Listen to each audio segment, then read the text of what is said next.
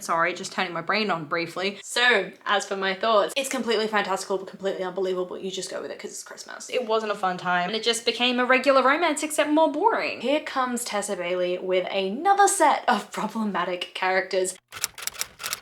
Hello, I'm Beth Joey and welcome back to my YouTube channel. If you're new here, welcome. This is a channel where I paint my face, turn my camera on and talk about some books. It is day 6 of Bookmas. We are almost halfway through. Are you having fun? Let me know how this is going for you down below. It has been super chaotic and fun for me, and I hope it has been just the same for you as well. As for what we are doing in this video, I thought it might be fun to do another Bookmas vlog for the week. So for this vlog, I'm going to be reading 3 Christmas romances that have been on my TBR since last Christmas, starting with Window Shopping by Tessa Bailey. As for what this book is about, I just have to read you the blurb. It is the most creatively written blurb that I think I've ever read. It says, 2 weeks before Christmas and all through Manhattan, shop windows are decorated in red and green satin. I'm standing alone in front of the Vivant department store when a charming man named Aiden asks my opinion of the decor. It's a tragedy in tinsel, I say, unable to lie. He asks for a better idea with a twinkle in his eye. Did I know he owned the place? No, he put me on the spot. Now I'm working for that man, trying to ignore that he's hot. But as a down-on-her-luck girl with a difficult past, I know an opportunity when I see one and I have to make it last.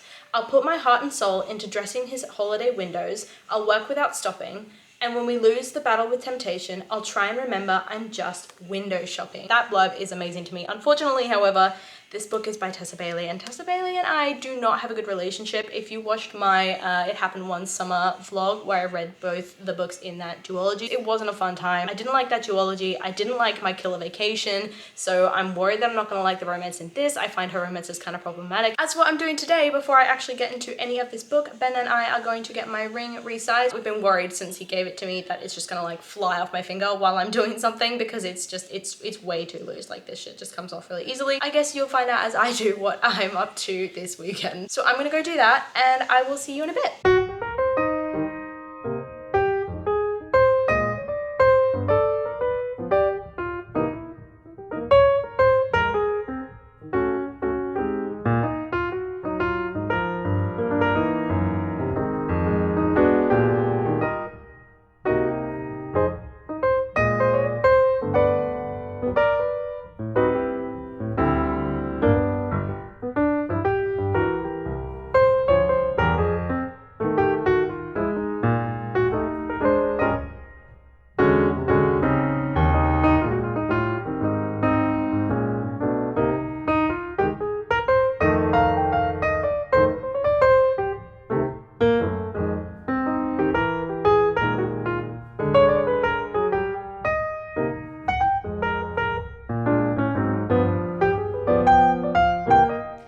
I am back with an update, which is that I finished reading Window Shopping by Tessa Bailey, and I set up my bookshelves, I took my ring to get resized, and I'm just about to head out for drinks and dinner and going and seeing the Christmas lights in London with a friend. It's been a busy weekend all round. Ben and I had an amazing time just spending the day together yesterday. But yeah, I got home and I finished reading Window Shopping by Tessa Bailey, and I mean, I didn't like this book. Is anyone surprised? Good. I hope no one is surprised because everybody knows my relationship with Tessa Bailey, and that is simply that she and I do not get along because I find her characters incredibly problematic and toxic. So I gave this book 2 stars. It definitely didn't do any better than other Tessa Bailey books that I've read, and it is very much the last Tessa Bailey book I'm ever going to pick up. So as for my thoughts, my first thought is here comes Tessa Bailey with another set of problematic characters, mainly the sort of hero in the story, Aiden, who I think had borderline stalker tendencies. He fell in love with this girl Stella immediately upon meeting her. It was instant, it was creepy. And then the level that he would go to, the acts that he would undertake in order to spend more time with her was just really really obsessive and stalkery. Them as a couple, they would have these really immature fights over literally nothing. She would get a phone call from someone that she's not looking forward to getting a phone call from, and she would be like, okay, I'm gonna go deal with this, and he would immediately spiral, being like, oh my god, she's leaving me, I've done something wrong, what have I done wrong? You look at the situation from the outside and you're like, she got a phone call from someone that she wasn't looking forward to hearing from.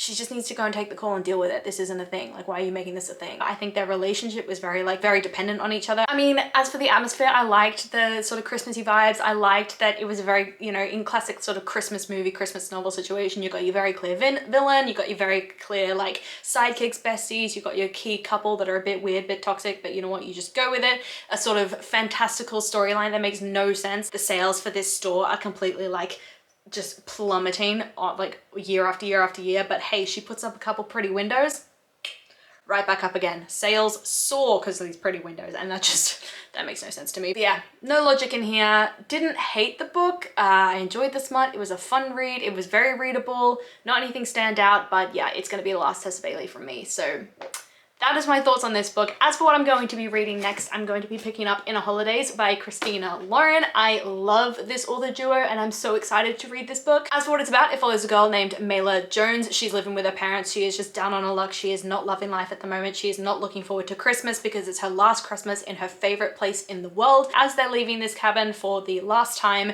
she makes a sort of plea to the gods to just show her what's going to make her happy. And then all of a sudden, everything goes black. She wakes up, she's back on the plane, and she's starting that day all over again. So it's very much like a Groundhog Day situation. Definitely another classic Christmas story, Christmas romance sort of thing where it's completely fantastical but completely unbelievable. You just go with it because it's Christmas. I will let you know my thoughts in a bit.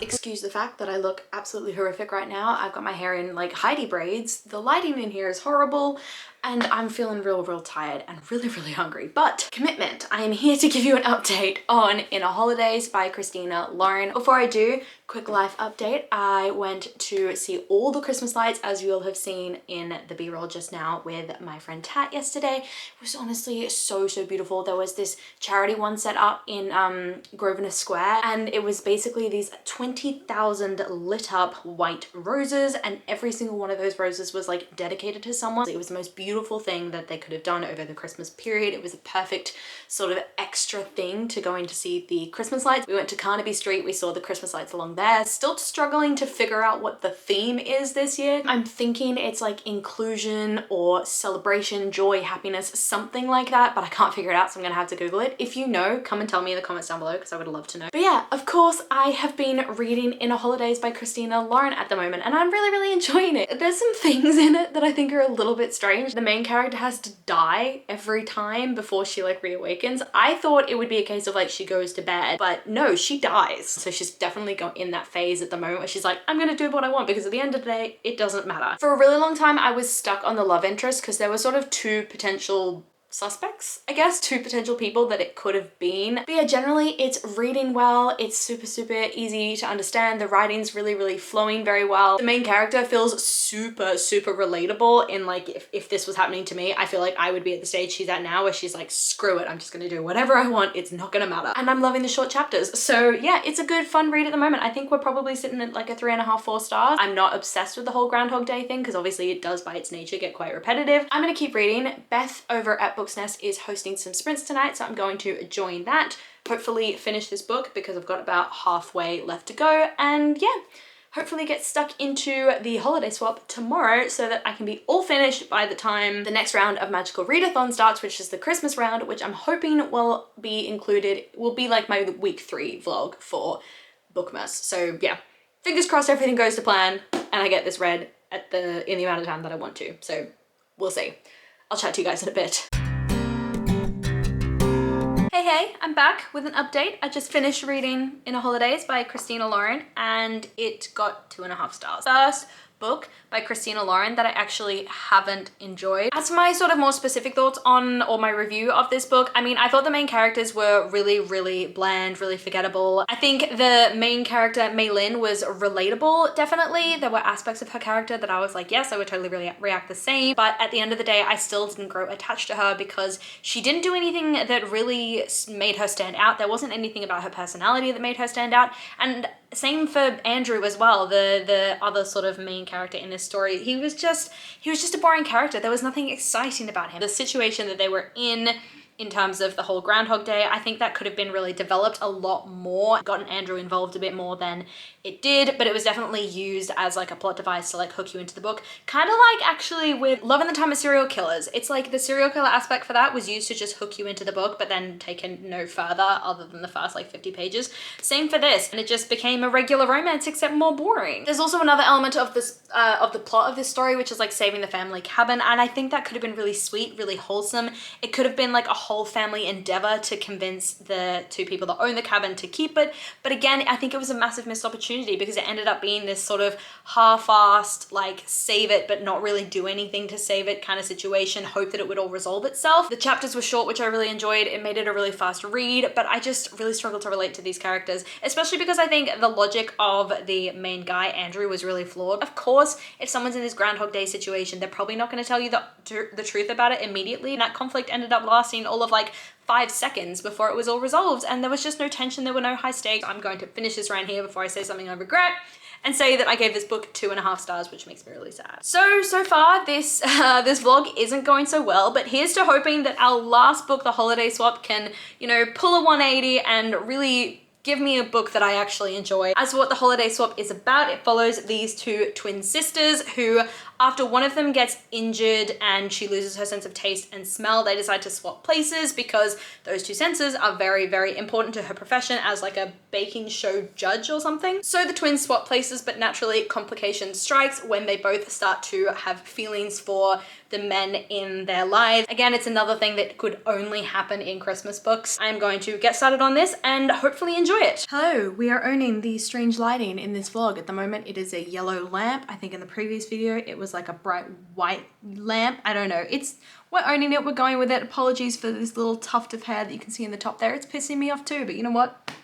We're sticking with it, and we are giving you an update about the book that I've been reading at the moment. Sorry, just turning my brain on briefly, which is The Holiday Swap by Maggie Knox. I just found out that that's an author duo. I am 68 pages in, and it's not bad. It's definitely one of those situations where you look at it and you just have to suspend all disbelief because it's like, this would never happen. Like, the logic that these girls have about why they're doing this twin swap is obviously not something you would ever actually pursue in real life, but because it's a Christmas novel, it makes sense. I'm liking that there was time spent at the beginning of the book in each of the girls' lives, so you get to understand who they are individually and then the problems that led them to wanting to do this twin swap, the various problems in their life. But I will admit that the exploration of those problems was a little bit depressing at the beginning of the book because, like, in 68 pages, so much went wrong. Like, these girls went through so much, and I'm like, they did not need to go through all of this to convince me that they would want to do this swap. Like,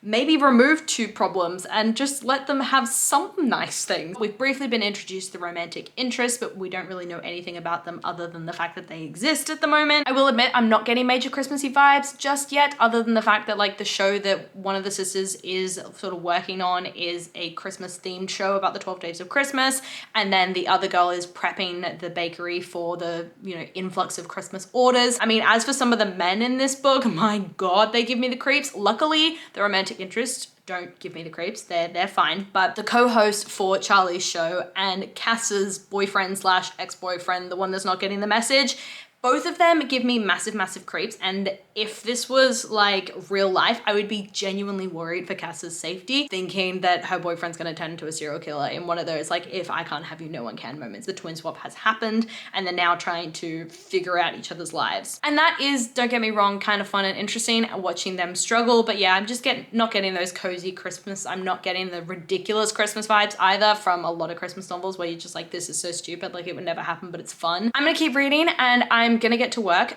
because it is almost time to start for the day. So I will update you guys at the end of the workday. Hopefully I'll get a bit more read during my lunch break and I'll let you know my thoughts. So that's where I'm at the moment. Hi there, it is time for the last update of this vlog, and that update is I've officially finished reading The Holiday Swap by Maggie Knox. On the good news side, this was the best book that I read in this series. On the bad news side, it was still only 2.5 stars. I just don't think there was a heap of depth or anything to these characters. They were just sort of living out the situation that they'd placed themselves in, which was obviously completely ridiculous and illogical. All of the characters and their actions and the outcome of the story especially was incredibly predictable. And then that final, like, it wasn't an epilogue, but it kind of felt like one. It was like positioned in the story as the last chapter, but it was a 1 year later thing, so it felt like an epilogue. But anyway, it really reinforces the argument of people who are like, I hate epilogues and I don't read them, because the epilogue was pointless and it was eye roll inducing and it was just ridiculous. But what I will give this book credit for is the Christmassy vibes. I know in my last clip, I think I said I wasn't really feeling them at the point that I was up to. I was like 69 or something pages in, but by the time I finished the book, I definitely felt the Christmassy vibes. I definitely felt the ridiculousness of the story and how it tied in with all the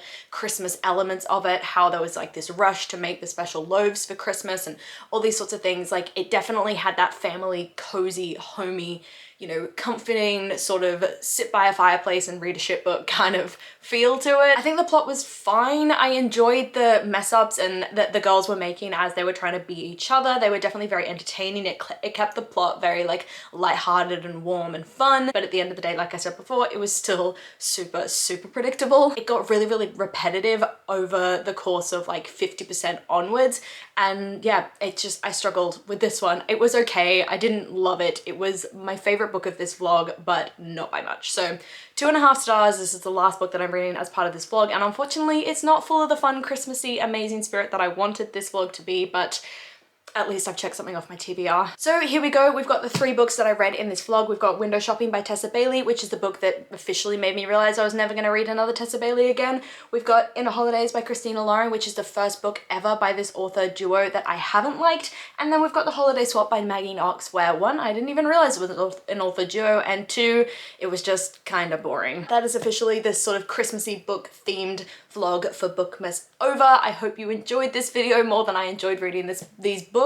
I would love to know what Christmassy books you're reading at the moment if you are interested in any of these, because frankly they're going to be going up for sale on my Vinted real soon. Just what you're reading at the moment. I love to chat to you guys in the comments down below, and I do my best to reply to every single comment. I really, really hope that you enjoyed this video, and if you did, please do let me know by liking, subscribing and hitting that notification bell all down below. It is a super, super easy way to help my channel grow, and I will see you lovely people in my next Bookmas video in a couple of days time. Stay tuned for plenty of Christmassy content.